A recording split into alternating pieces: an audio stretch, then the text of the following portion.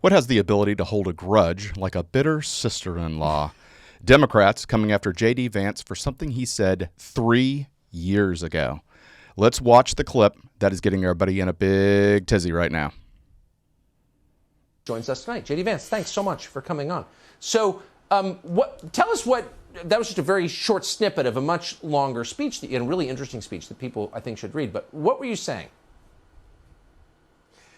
Thanks, Tucker. And by the way, if folks want to help us out, jdvance.com. Every little bit helps if you can throw us a couple bucks. But look, what I was basically saying is that we're effectively run in this country via the Democrats, via our corporate oligarchs, by a bunch of childless cat ladies who are miserable at their own lives and the choices that they've made, and so they want to make the rest of the country miserable too. And it's just a basic fact. You look at Kamala Harris, Pete Buttigieg, AOC, the entire future of the Democrats is controlled by people without children. And how does it make any sense that we've turned our country over to people who don't really have a direct stake in it? I just wanted to ask that question and propose that maybe if we want a healthy ruling class in this country, we should invest more, we should vote more, we should support more people who actually have kids, because those are the people who ultimately have a more direct stake in the future of this country. Yeah, so that clip was from 3 years ago, and he got to put his plug in for jdvance.com for donations. What we'd like you to do is please hit that like and subscribe button. The YouTube algorithm and the Spotify algorithm all support people who hit that like button, and it really helps us out. So if you could just take a quick second to do that, even if you hate the video, hit the like button so it gets spread so that more people can hate the video, and we'll just call it a draw. But anyway, so that is what was getting everybody in such a huge tizzy over this past couple of weeks. After those people are called raised without brothers. Exactly, need to develop a little bit of tougher skin. But one of the most notable people that jumped out was Jennifer Aniston, our favorite vapid Friends actress who wrote on X or Instagram. I hope that your daughter has a chance to have a child, right? Because what Jennifer Aniston was talking about is that obviously he's talking directly to her. As is everyone else in the world. Exactly. A little self-absorbed there, but he's talking directly to her and saying that people without children are crazy cat ladies. So, but let's go ahead and watch the full clip of his actual speech that Tucker Carlson was alluding to, and let's see if we can see an actual difference. All of the next gen of the Democrat Party. If you go on any of these prediction markets, they'll tell you who's most likely to win the Democrat nomination for president in 2024, 2028. Think about all those people. The names are obvious. They're well-known people. Kamala Harris, Mayor Pete Buttigieg, who's now the Secretary of Transportation, Cory Booker, AOC. Think all these people. They're different. They come from different walks of life, different parts of the country. What is the one thing that unites every single one of them? Not a single one of them has any children. And why is that? Why have we let the Democrat Party become controlled by people who don't have children? And why is this just a normal fact of American life? That the leaders of our country should be people who don't have a personal and direct stake in it via their own offspring, via their own children and grandchildren. Okay, so we're starting to see some huge similarities of what JD Vance said on Tucker Carlson, which got everybody in a hubbub, and this particular clip. So he did this one first and then went on Tucker Carlson. And but let's go ahead and continue right after he says grandchildren and see if you can catch who he's talking about and who he's not talking about. Now let me do the necessary throat clearing because I do think it's important. Look, a lot of people are unable to have kids for very complicated and important reasons. I know good friends of mine who have struggled to find the right girl, find the right guy. There are people, of course, for biological reasons, medical reasons, that can't have children. The target of these remarks is not them. It's important to point that out. Jennifer. There have always been people like that who, even though they would like to have kids, unable to have them. Let's set them to the side. It is one thing to recognize that there are people who don't have children. It's one thing to recognize that there are people who don't have children through no fault or choice of their own. But it's something else to build a political movement invested theoretically in the future of this country when not a single one of them actually has any physical commitment to the future of this country. Notice the difference? Yeah. But, why now? Why are they bringing this up now? I mean, 3 years ago is a long time. I can barely keep up with the last 3 weeks. I know, no kidding. I mean, so much has changed in the last 3 weeks. At the time of his book, Hillbilly Elegy, they praised him even though he was a walking, talking example of the opposite of their victim mentality that they love so much. Right. Well, he was anti-Trump. He was towing the line, but now he's apparently Satan incarnate, and he is no longer towing the line. Right. And even worse, he is the VP candidate for Trump, and they are digging up dirt mode. Yeah, here's the thing that the whole thing is disingenuous. When you're digging up dirt, and I think in political they call it opposition research. They make it sound cool, but so this opposition research that they're doing on him, they're bringing up this clip. They're trying to get the notable outrage, and all the liberal pundits and all the liberal actors and actresses are jumping on this. Oh, he's just so mean. He says, if you don't have a child, then you're horrible. But when push comes to shove, if you do the opposition research and you take a soundbite, you can combine words throughout Shakespeare and get the Iliad and the Odyssey. The Mein Kampf.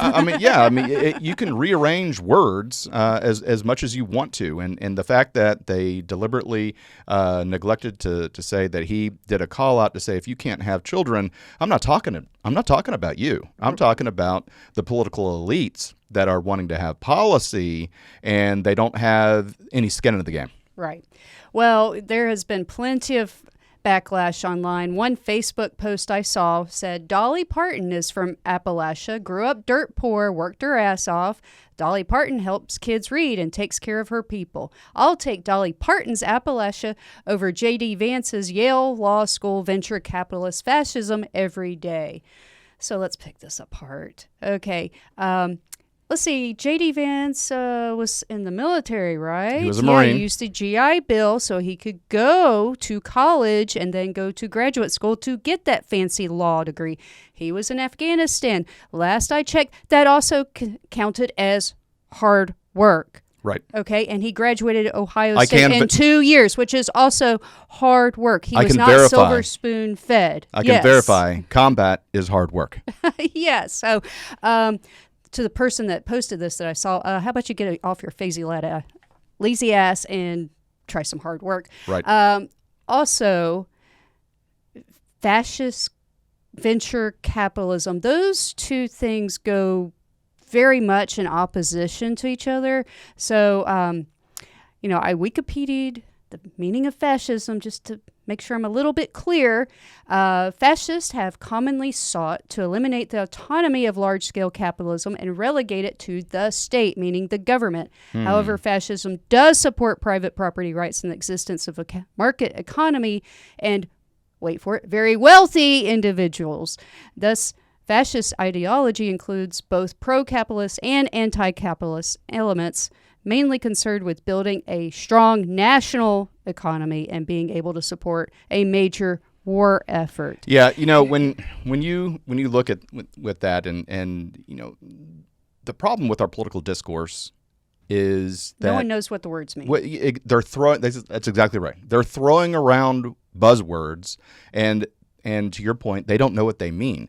They just hear everybody else throwing around these buzzwords, and it sounds bad, and so they're just going to go ahead and keep saying it. So it's just easy to say fascist. It's easy to say racist.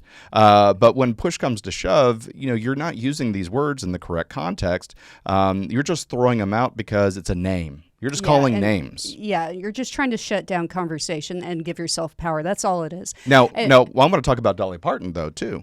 That the post is absolutely yes, correct. And we love Dolly Parton, and it's absolutely correct concerning concerning her. It's just incorrect concerning JD Vance. The point that I was going to make is that she became wealthy through her incredible talent of Yes. being a singer, songwriter, and a musician, entertainer. And so she was able to utilize capitalism and go through and make an earning. And she took those funds and then started her reading program. And Without capitalism, she couldn't have done that. Exactly. So she did. I would say that the same thing. I mean, she earned her money through show business, and then she took that success and parlayed it into helping other people, and that's exactly what JD Vance does as well.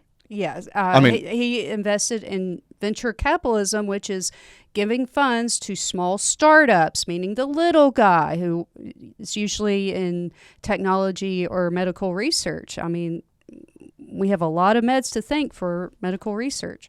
Yeah. So, I think you need to look up some words before you make those Facebook posts. No, I agree. And the thing that people are also throwing out is here he is, he's a Christian, but Jesus didn't have any kids. And Yeah, that's a common online remark. Yeah, and I can promise you, JD Vance is not claiming to be Jesus. No, that's not in his statement at all. That is He's- not at all what he's doing. But also Jesus was not making U.S. policy, and so as soon as I heard this, even before I saw the second clip where he deliberately is excluding people who are who wanted to, who just couldn't have children, and so again, it's disingenuous not to talk about that. But what he is talking about are people that are choosing not to have children, and he listed a bunch of them, but they don't have children, they don't have any skin in the game, but yet they're telling you what you have to do with your children. Exactly, and he's not attacking people outside a small group. Right. It's a criticism of the party that has become anti-child, anti-family. Right. And Yeah. there's no parent on the earth who will look at you and say, "No, my view on the world is exactly the same before and after having kids." You will meet no parent that has any involvement in their life whatsoever. Yeah, when you and I, we've talked about this before, but before we had children and before I even got married, I'd see bad news, surrounding children. So you'd be looking at the news, and a 4-year-old child was killed. A mother murdered her 2-year-old child and goes out clubbing. Who I'm talking about, Casey Anthony, major in the news. And I'll be honest, I'm not dispassionate about that, or wasn't dispassionate about that, but I would say, oh, gee, that's too bad.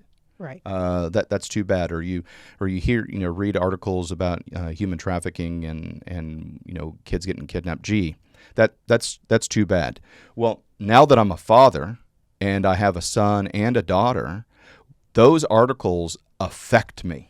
Yeah, because you see our kids' faces on the kids' body and that's being discussed in the news article. Yeah, and for me, I get emotional when I read stories about parents trying to sell their 1-year-old, 2-year-old children to people online so they can get additional meth, or they sell their children into human trafficking deliberately, or they kill their children and drown them, and I just now I get emotional about it, and so it has definitely changed me, being a parent, and again, I wasn't indifferent before. I did say, that was too bad, but now it emotionally affects me. Yeah, and I've heard comments from people like, well, of course you care about such and such because you have kids. And one thing I'd ask to people who don't have kids, or some of the same sentiments seem to flow from people who's, once the kid's grown up, they're like, all right, I'm done.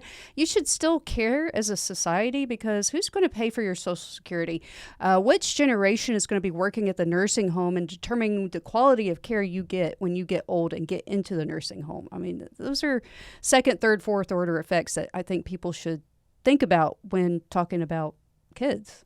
Yeah, when you're looking at, and it's definitely this continuous slowdown And it's not just the United States. Birth rates are falling all over the world, with the exception of Africa. The birth rates are increasing in Africa, but China is having a slowdown in their birth rate. Japan is reached a critical point for their replacing their own population, having a birth rate. South Korea, same thing. Europe, same thing. The United States, same thing. And it's not unique to the United States. It's definitely a worldwide phenomenon, and Elon Musk has made comments on that people need to continue to populate the world, and that we haven't actually reached that maximum cap of human population, and studies show it's going to go down once that maximum cap has hit. But again, these politicians that are childless, they're having us do things as parents with our children that they don't have to do themselves. I mean, it's like, nope, that's your problem. Well, there was a New York Times piece from last month referring to childless leaders as they don't see a future for the country or the world. And if those types of people who are making rules have that mentality or mindset, I mean, I wouldn't trust them coaching a little league team, much less making policy. Yeah, I mean, it goes with the same thing. You see a lot of social media posts of, and I'll be honest, oftentimes it's liberals, social media posts of liberals that say, how could I bring a child into this world knowing that it's going to have a carbon footprint? How can I bring a child into this world because the world is so horrible? And so they're choosing not to have children, whether it be for climate change or whether it be for political climate and things like that. And but these people are also voting for policies that harm people with children. I honestly don't want a future where our children get anonymously or without our permission or just behind our backs to get transed or something like that. Any little thing. Maybe they would care more like, oh, your kid's going to throw out all this trash right without your permission. I don't know. But the thing is there are videos of teachers, of educators, small children educators that brag this, I'm going to trans your kids. I'm going to trans your kids. I saw a joke earlier today online, like mom drops son off at school dressed like a girl so that the teacher could turn him back into a boy. Yeah, that's funny, but still, these people who are choosing not to have children, not, and again, I'll make the same claim JD Vance said. If you can't have children, I'm sorry for you, and I wish there was something you could be done, in vitro fertilization, things like that. But I'm talking to the people who are choosing deliberately not to have children because of. And then you're making policy. And then you're making policy, but you're voting for people to make policy against the wishes of regular parents.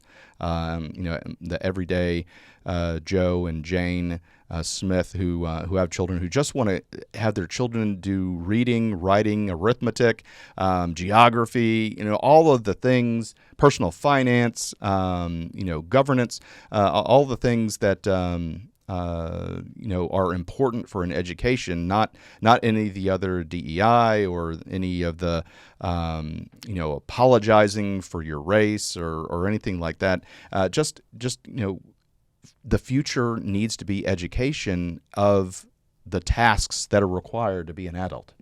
For a party that says they want 16-year-olds to vote, you'd think they'd want more 16-year-olds. Yeah, one makes you think. You want more 16-year-olds out there. But, I think people should have skin in the game whenever they have a say on anything. And I've always said, since we've been a couple, I think to be a member of Congress, you should be a veteran because you're sending people to war. You should know what that's like. Well, paying more and more attention to politics, I think, no, it should be more than that. Like, if you aren't a veteran, you should be like a successful business owner without inheriting it and or have children. so that you know what the crap you're talking about. Yeah, I agree. I mean, there are, definitely pros and cons to veteran, members of Congress. And really, I want to say there has been kind of this explosion of veterans going into Congress and the Senate. And, I think the country is better for it. It's been a very long time since there has been a veteran that was president of the United States. And really, I want to say the last one was George W. Bush, and he was in the Air National Guard. And then before that was his father, who was actually a naval aviator in World War II. And so, and obviously Ronald Reagan was in mandatory service in World War II as well. But on the by and by, we really have not had any major leaders at the top in quite some time that were combat veterans. Right. And again, the combat veteran would be George H.W. Bush being that naval aviator in World War II. But, I think it's right. You should be able to relate to whatever it is that you're wanting a bill you're wanting to pass or policy you're wanting to implement. You should be able to relate to that. And politicians are supposed to represent their constituents. That's exactly right. And being a lifelong politician for 54 years, I'm sorry, you no longer represent those that your people. You're having people tell you what the people are thinking, and you haven't been outside and touched grass in 54 years. Right. I mean, here's something that stuck into my mind was post COVID there was this lack of infant baby formula. And it was in the news cycle all the time, and believe me, parents knew that we're needing the formula to be able to help feed their children. They definitely knew, the news knew, but it was a long time. I want to say it was two months when finally Biden found out that there was this baby formula thing, and he's like, why didn't you guys tell me? Meaning his staff. Well, it's because he's so far removed. It's just those little people that are having the problem, the children, and he is just so insulated that he couldn't see the forest through the trees. Oh, even Governor Newsom, remember a couple months ago, he went to Target and people were stealing, and he was like, why isn't anyone doing anything? And the register guest didn't realize that it was Governor Newsom right there. Right. She goes, well, it's the governor's policy. He's like, what? Right. Yeah. Guess what? It's you, pal. It's you. But one of the things, obviously JD Vance has talked about Kamala Harris not having children, but people say, oh, she has children. She has children. She has stepchildren, and so she's a stepmom. Yeah. And there are some good step parents out there. I can't speak personally, but there are some good out there. Right. But give me a break. When she became a stepmom, her husband's daughter was 15. Her husband's son was 20. There was no parenting that was really going on through those formative years. There was no potty training, no teaching to read, eating, foods that they didn't like or things like that. Temper tantrums. I mean, she didn't go through any of that. So parent-teacher conferences, right? So for her to say, well, she's a stepmom. She you can't call her childless. She has stepchildren. Come on, they were 15 and 20 years old. And give me a break. I mean, give me a break. Yeah, and I think a lot more people would have kids if a 15-year-old minus attitude just popped out. Right. I mean, they're basically baked already. The cake's done. Exactly. But politicians, honestly, they should be making it easier, not harder to have kids, and more than just tax policies. But as far as schools notifying and things like that, I mean, of doing stuff behind your back in secrecy, and I mean in public schools, and it bothers me. I mean, the government makes it harder, not just tax policy, of course, but, and you have the Governor Newsom's law, and you have public schools that, I mean, goodness, they learn nothing. I think Chicago has like a 21% proficiency rating on reading. That means kids that can read kind of sort of what's expected. Not excellent. No Nobel Peace Prize winners in the future. And you know, about statistics, when you say that number, let's flip it another way. That means 79% of children can't read. Basically. Yeah, that's basically what it means. And then, discipline. You can't discipline your kids the way you actually need to sometimes. I mean, goodness, if you raise your voice at your child in public, you get the stink eye, much less any old school parenting. Or, you do it at home and then your kid mentions it to a teacher, I mean, you're going to get the at best, the wagging finger in your face.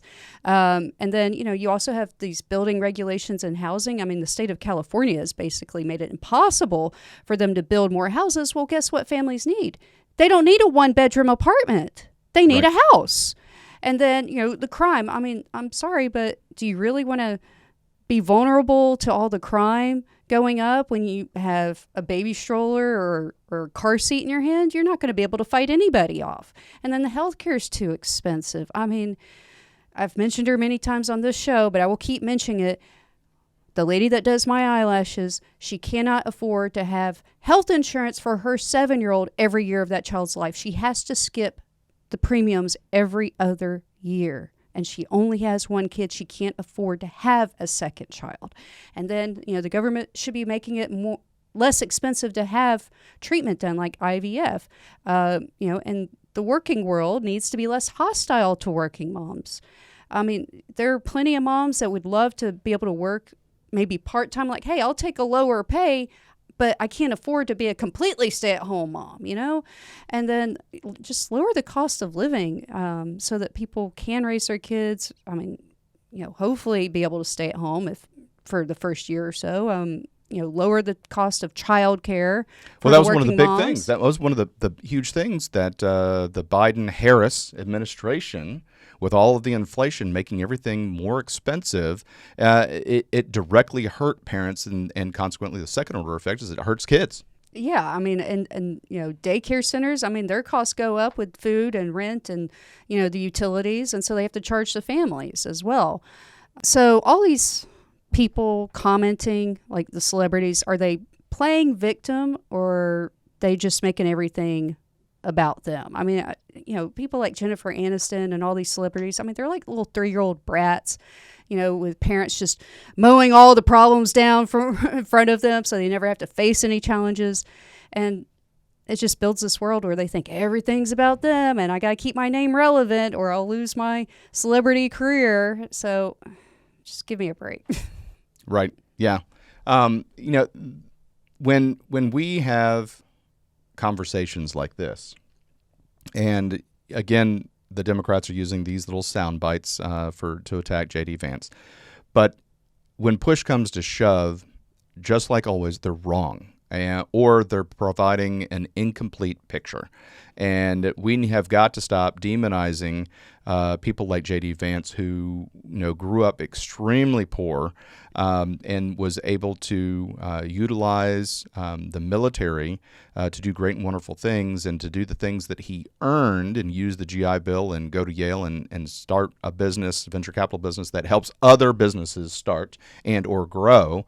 You can't take a soundbite from this gentleman, and so that's what they did. They went in and got into Tucker Carlson, grabbed a soundbite, but didn't go and do a deeper dive. So I'm hoping didn't listen to all the words out of his mouth. Just like I tell our children, they'll hear us talk about one little thing, they'll hold on to one little word, and then get upset and be like, listen to every word out of my mouth before you get upset. Exactly. And so hopefully we were able to shed some light on it. I haven't seen any other podcasters that are showing this second clip. So good job on you, Kimberly, for doing the research on that. But still, this just goes to show that there is more to the story. Anyway, thank you so much for watching Azimuth Podcast, and please stay tuned after these messages. Hi, everyone. Thank you for listening. If you enjoy our show with all the stories we share, we would love your support. And it's as easy as clicking that subscribe or follow button. This will ensure you never miss an episode and keeps us bringing you these important stories. Your support makes a huge difference. Thank you so much for being part of our podcast family. Thanks, and keep tuning in.